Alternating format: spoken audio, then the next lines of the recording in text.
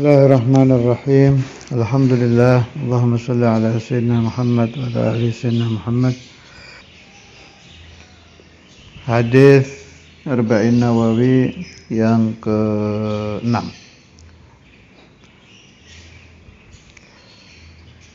An Abi Abdullah An-Nu'man ibn Bashir radhiyallahu anhuma qala sami'tu Rasulullah sallallahu alaihi wasallam yaqul, dari sahabat Sayyiduna Nu'man bin Bashir radhiyallahu anhuma,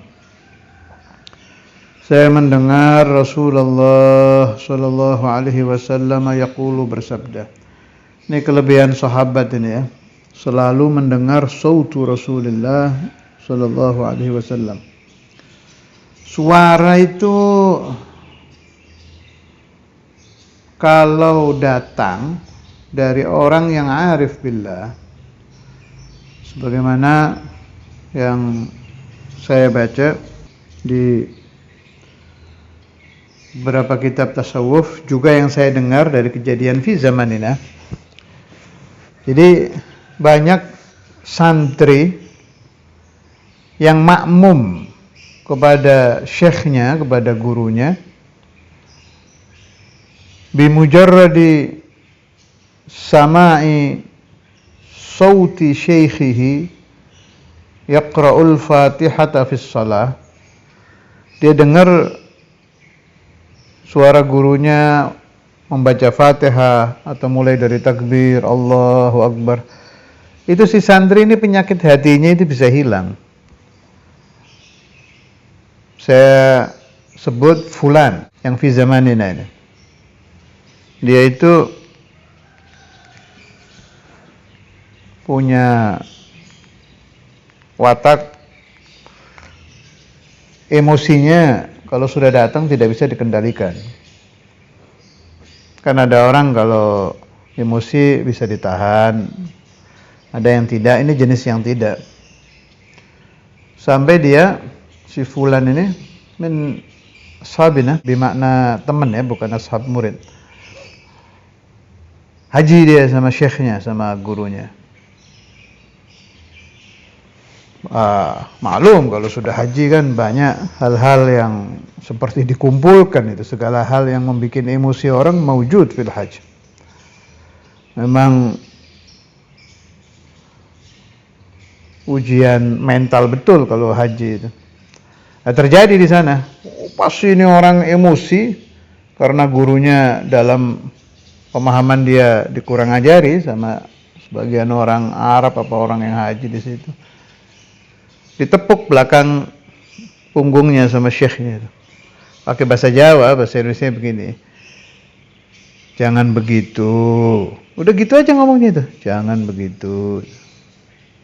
Ditepuk. Si murid ini cerita ke saya. Mulai gurunya menepuk punggungnya dan dia dengar kalimat gurunya pakai bahasa Jawa itu, bahasa Indonesianya ya tadi itu, hilang itu emosi itu. Ya tetap keras, tapi berubah menjadi orang yang bisa menahan ghadab. Ini hal-hal yang tidak masuk akal tetapi terjadi. Jadi kita masukkan min babil karamat, min babi karamatul awliya'i was salihin. Dan ini waqi' terjadi. Ada lagi yang punya penyakit was-was. Kalau ini di kitab saya baca, sholat di belakang gurunya. Allahu Akbar. Begitu syekhnya membaca suratul Fatihah, dari mulai Allahu Akbar sampai dia dengar suara gurunya baca Fatihah itu enak, tenang hatinya. Selesai sholat, hilang itu was-was. Dan ini katsir, kalau di kitab-kitab banyak ya. Artinya apa? Suara itu ada bekasnya di hati pendengar, itu memang ada. Apalagi antara al-muridu wa syekhuhu. Kalau untuk kelompok kita, kelompok al-imamen,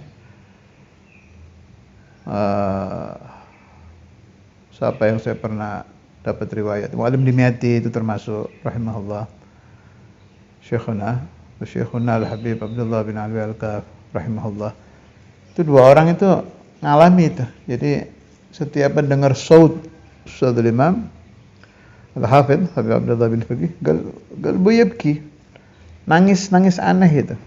Kalau bahasa saya itu nangis ittisal al-murid bisyekh. Enggak keluar air mata di mata, enggak sampai keluar air mata. Di hati aja. Ini paham omongan saya orang yang sudah ada masuk ke Maidanut Thariqah. Ada lagi yang lain. Kalau ini yang cerita ke saya beliaunya sendiri itu. Almarhum Al-Habib Mustafa Al-Idrus yang Jakarta ya. Rahimahullah, tilmidz Imam Al-Habr. Wa tilmidz Sadr Imam kadzalik. Kalau itu beliau ngomong zaman mondok itu kalau Sadr Imam ketawa itu ayam syababu itu kan keras itu suaranya itu. Sadr Imam ayam syababu sautu rafi keras. Itu kalau beliau udah kedengaran tertawa dari dalam rumah, si Ami Mustafa ini dengar dari pondok itu. Itu katanya itu hati rasanya enak, seneng gitu ya, Fra. Ini masuk. Salah satu ittisal bainal murid wa syaikhihi. Dan memang ada kan pembahasan Al-Habib Al-Imam Al-Qutb Ali bin Muhammad Al-Habsyi fi syaikhihi Al-Habib Al-Imam Al-Qutb Abu Bakar bin Abdullah Al-Attas yang di qasidah itu, mata ya kiramal hayyi aini tarakumu wa asma'u min tilka diyari nidakumu. Itu ada kata-kata itu, mendengar panggilan Syekh. Alhasil urusan sami itu ini luar biasa ini, apalagi ini as-sahabah sami'u sauta Rasulullah sallallahu alaihi wasallam qabla ad-dukhul ila al-bahth. Sebelum masuk ke pembahasan ilmu, baru suara saja Rasulullah itu udah kayak apa suaranya. Allahumma shalli ala sayyidina Muhammad wa ala ali sayyidina Muhammad. Yaqulu, bersabda Rasulullah sallallahu alaihi wasallam, innal halala bayyinun wa innal harama bayyinun wa bainahuma umurun mushtabihatun la ya'lamuhunna katsirun minan nas.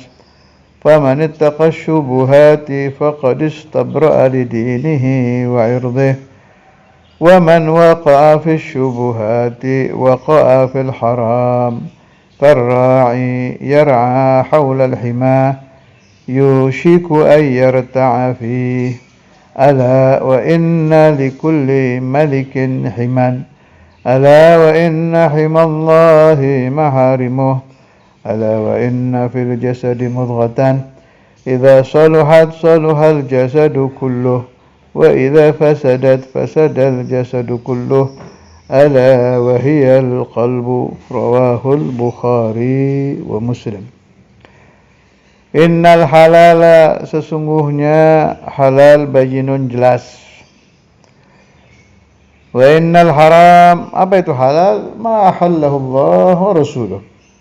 Wa innal harama bayyinun, sungguhnya haram juga jelas. Apa itu haram? Yang diharamkan oleh Allah Rasulullah. Tetapi wa bainahuma umurun mushtabihatun, ada perkara abu-abu antara halal dan haram, tidak jelas. Mushtabihat, tidak jelas. La ya'lamuhunna katsirun minan nas, tidak mengetahuinya kebanyakan orang. Wah, ini masalah, ini syubhat ini.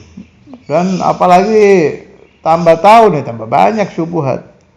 Sebab semakin kesana, semakin bertambah hari, bulan, tahun, semakin banyak masail yang tidak terjadi di zaman Rasulullah was sahabah dan a'immatul arba'ah. Kalau masail yang terjadi di zaman Imam Syafi'i, intahal iskal, pasti sama Imam Syafi'i sudah dibahas, sudah dipastikan hukumnya. Oh, tapi kan banyak ini. Bagaimana kita berurusan dengan urusan mushtabihat? Jawabannya, Faman ittaqash syubuhati faqad istabra'a lidinihi wa irdih.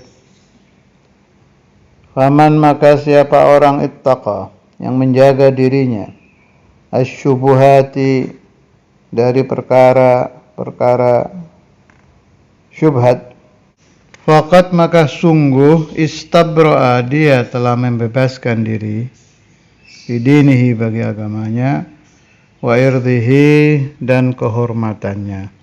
Ada yang memberi makna irdihi jiwanya. Waman waqa'a, waman dan siapa orang waqa'a yang jatuh, maksudnya jatuh terkena fis syubuhat di dalam perkara-perkara syubhat, waqa'a fil haram, maka dia akan terkena di dalam urusan yang haram. Maksudnya begini, berurusan dengan syubhat dianjurkan oleh Rasulullah SAW, kita harus memilih at-tarku, tinggalkan saja sudah. Kalau sudah tidak jelas ini masalah halal atau haram, ya jangan diambil, cari selamat, maksudnya begitu. Iya, memang bukan haram, kan nggak haram, iya betul tidak haram, tapi cari aman, kita lebih baik cari aman, jadi udah jangan, selagi kita masih ragu-ragu.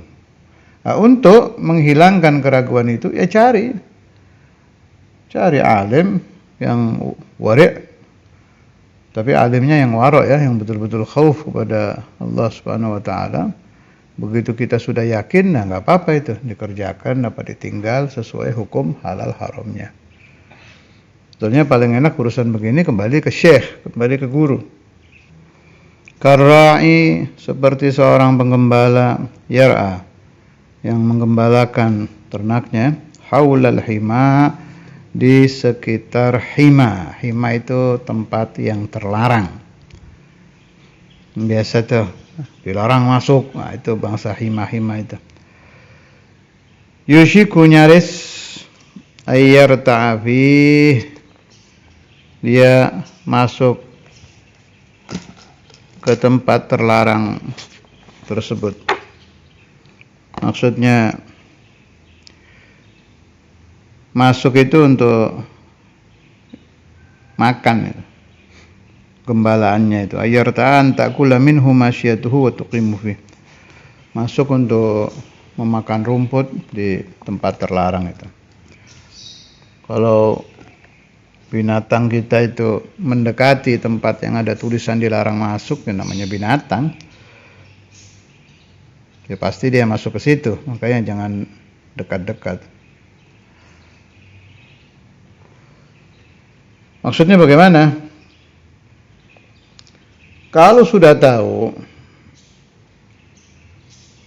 sesuatu itu mengandung perkara-perkara yang dilarang oleh Allah Ta'ala, na'udzubillah min dzalik, contoh berzinaan. Ada zina, ada muqaddamatuz zina. Saya tidak mau zina, tapi muqaddimah zina kan tidak ada masalah, berdekatan dengan wanita, jabatan tangan, ini itu.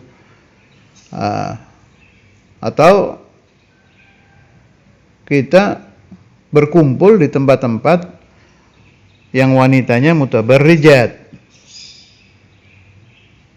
Memang kita tidak berzina, tapi kita sering hadir di tempat itu. Nah, ini kan masih pembahasan global ini yang dibahas di Arba'in Nawawi. Kalau di kitab-kitab tasawuf itu orang yang mendekati hima itu tempat yang dilarang oleh Allah Ta'ala itu bahaya itu. Ada penularan lewat nafas, ada penularan lewat bekas makanan. Itu bahaya itu. Membawa bekas untuk hubbul ma'asi. Tapi memang ini pembahasan tasawuf. Wah, kalau semakin sering melakukan, apalagi kalau sudah zina, ya na'udzubillah min dzalik, itu berapa kali penularan itu. Makanya muqaddimah zina itu akan menuntun si pelaku kepada zina. Bukan hanya dari segi syahwat, dari segi penularan air liur aja sudah terjadi itu. belum nafas. Saudara Imam Al-Hafidz Habib Abdullah bin Abdul Qadir Al-Fiqih kan sering membahas itu. Ba'idu baina anfasir rijal wa anfasin nisa, itu karena ada penularan yang membangkitkan yuhayyij hatinya si laki-laki dan si wanita untuk melakukan zina. Dan ini semua berhubungan. Belum lagi kalau kita membahas tentang tarikan dari segi obrolan. Obrolan itu kan ditumpangi setan itu. Coba aja ini ngobrol. Ini ngobrol iseng aja itu. Ngobrol iseng. Nanti ada itu yang menuntun, tahu-tahu keluar kizib, tahu-tahu keluar ini, yang semuanya ini muharramat.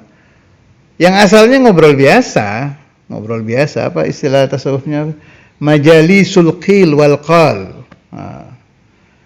Ada di buku taklimnya Imamin itu yang saya punya itu. Wallahu alam sudul Imam apa Imamul Habar yang dikumpulkan murid-murid beliau. Pembahasan tentang majalisul qil wal qal.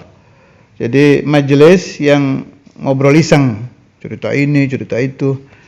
Ini asalnya memang enggak apa-apa. Enggak ada haram di situ.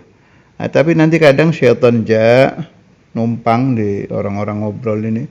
Ya jadi suma'ahum sehingga memunculkan kedzib, memunculkan waliyadzubillah ghibah, waliyadzubillah namimah dan lain-lain. Nah, makanya kalau orang wara yang tidak mau melakukan hal-hal yang syubhat, menjauhkan diri dari syubhat, menafikan dirinya dari majalisul ghil wal gal, minimal menyedikitkan. Nah, beda lagi kalau majelisnya sama orang-orang soleh. Itu al-qil wal qalnya juga galal Habib fulan, galal Imam fulan berubah menjadi majelis taklim dadakan. Itu boleh, malah sangat dianjurkan itu. Datang tamu siapa di salah satu kota, wahid wali, wahid arif billah, boleh kita majelis sama haula, itu bagus. Sebab al-qil wal qal yang muncul di situ juga yang baik-baik, yang akan menambahkan ilm, menambahkan iman, menambahkan barokah. Ala ketahuilah wa inna likulli malikin himan. Setiap raja memiliki daerah terlarang. Ala wa inna himallahi maharimuh. Sungguhnya hima Allah Subhanahu wa taala adalah perkara yang diharamkan Allah. Ala wa inna fil jasadi mudghatan. Sesungguhnya di dalam jasad ada segumpal daging, idza saluhat, apabila baik mudghah itu, saluhal jasadu kulluh, maka akan baik seluruh jasad. Wa idza fasadat, apabila rusak, fasadal jasadu kulluh, maka rusak seluruh jasad. Ala wahiyal qalbu. Ketahuilah mudghah tadi itu adalah al-qalbu, hati. Hati itu maudhi'u nadharillah. Allah Ta'ala dari jasad insan yang dilihat adalah qalb, ruh, sama itu barang satu. Al-qalbu war-ruhu huwa. Kalau ada wali mau memberi barokah, ya masuknya di al-qalbu, diletakkan di qalb. Ada wali mau memberi sir, ya letaknya di qalb. Kebalikannya, ada orang ingin berzina, ya pusatnya di qalb.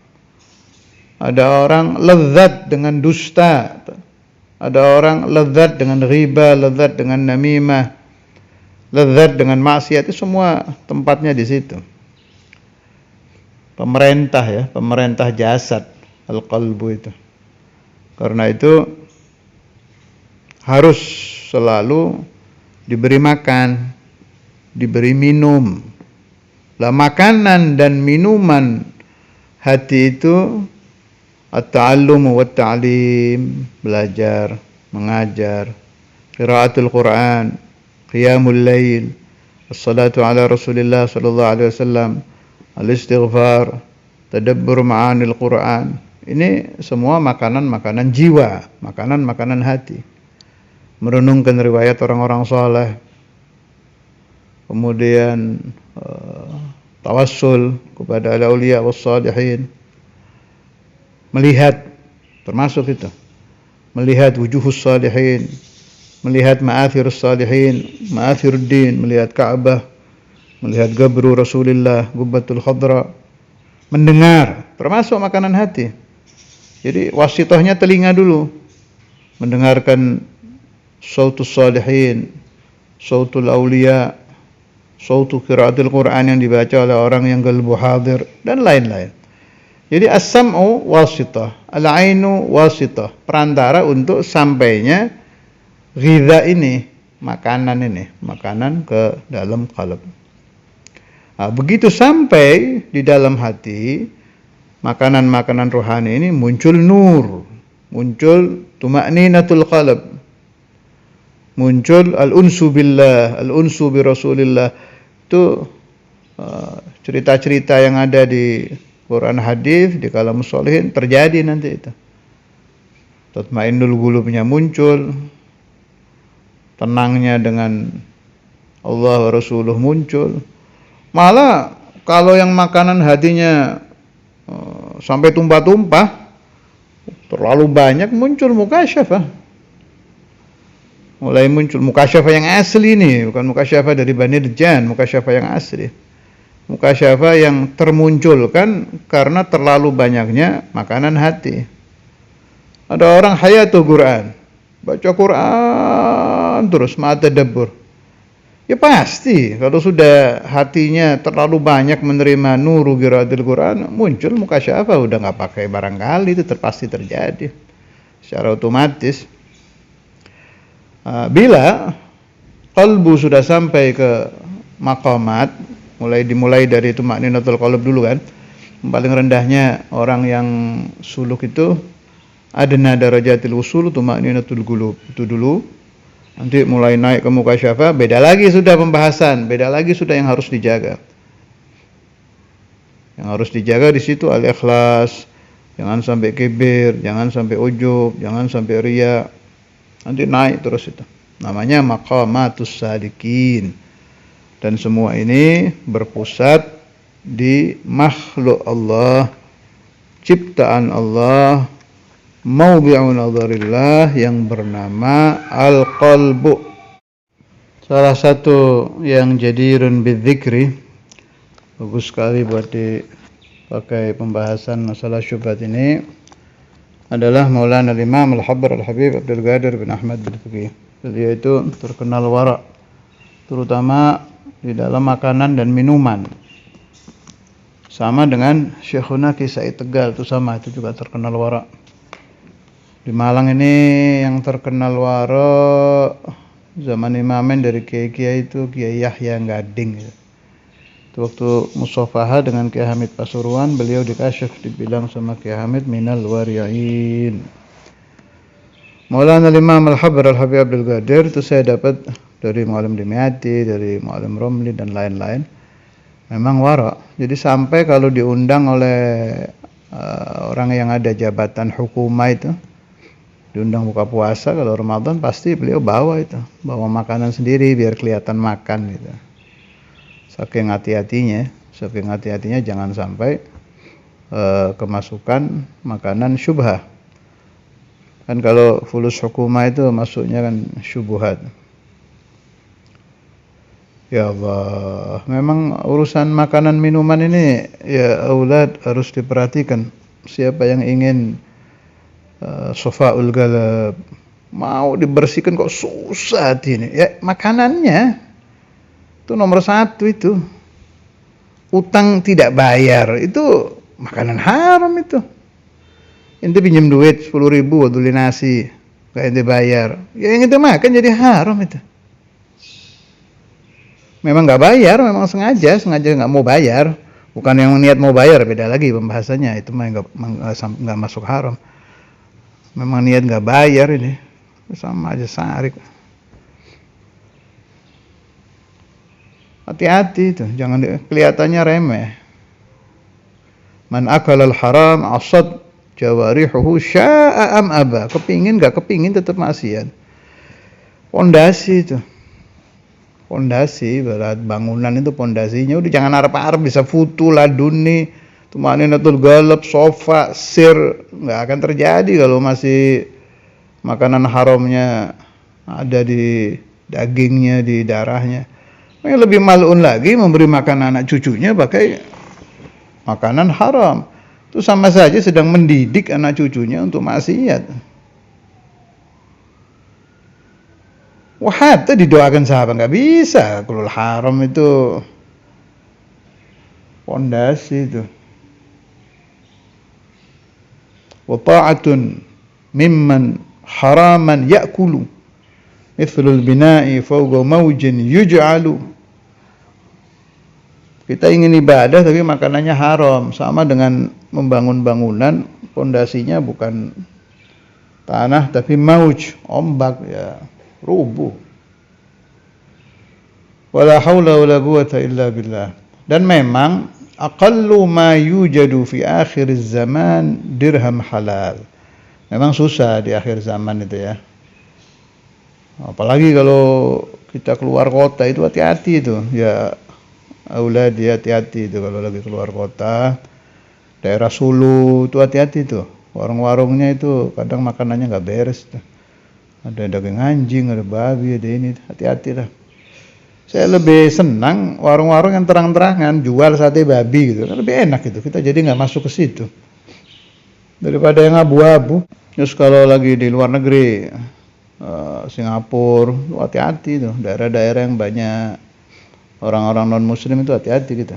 Singapura kan banyak Cina itu. Malaysia juga kalau sudah jelas restoran Cina ya hati-hati. Memang ada beberapa restoran Cina yang vegetarian, vegan. Kalau vegetarian masih pakai telur tuh ya. Kalau vegan sih lebih baik kita ke situ. Kalau di daerah kayak Bali, barangkali terjadi orang sampai masuk ke Bali karena satu dan lain hal, cari aja restoran vegan. Kalau vegan itu total, nggak ada daging, nggak ada apa namanya itu, telur. Itu malah lebih aman. Tapi kalau sudah yang ada daging-dagingnya hati-hati. Jadi Imamul Habr itu pasti membawa makanan sendiri di tempat yang beliau duga kurang halal. Nah, tapi memang Imamul Habr wali mahfuz. Kalau ente sudah masuk makom itu udah enak itu. Jadi Imamul Habr itu kalau mau makan atau minum wa fit ta'ami syubhah, maka akan bergerak salah satu urat di jari beliau. Beliau faham tanda sudah itu. Nggak jadi ngambil sudah.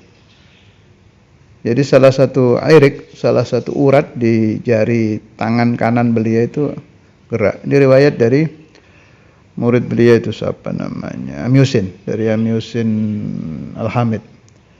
Saya dengar riwayat ini dari Sadiguna Yahya Al-Haddar. Dia dengar dari anaknya Amyusin, anaknya dari abahnya. Tapi memang ma'ruf ini, riwayat ma'ruf.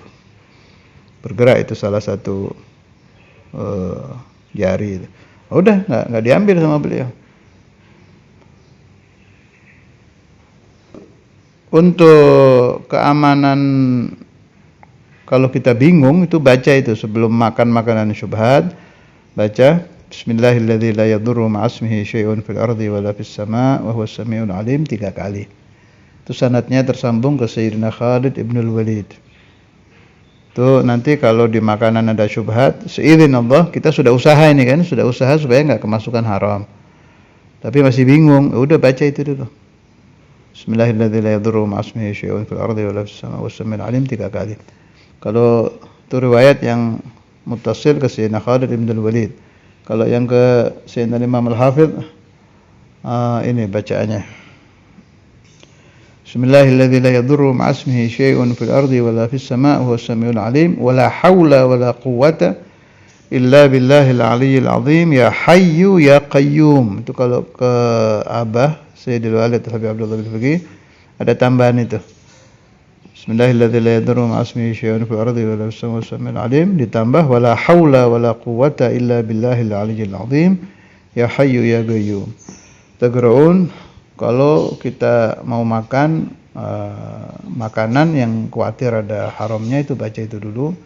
Juga kalau yang buat Ustadzul Imam, kalau mau minum obat itu sama itu baca itu dulu supaya tidak terkena bahayanya. Bismillahirrahmanirrahim. La yadurru ma'a ismihi syai'un fil ardi wa la fis samaa'i was samiul 'aliim wa la haula wa la quwwata illa billahil 'aliyyil 'azhim. Ya hayyu ya qayyum. Wassallallahu ala sayyidina Maulana Muhammad wa ala alihi wasallam. Alhamdulillahirabbil alamin. Bacaan-bacaan semacam ini yang saya sebutkan di taklim-taklim saya, meskipun saya tidak menyebutkan ajaztukum, qad hasalatil ijazah. Itu sudah dapat ijazahnya, li'annal amra fawqal ijazah, wallahu a'lam.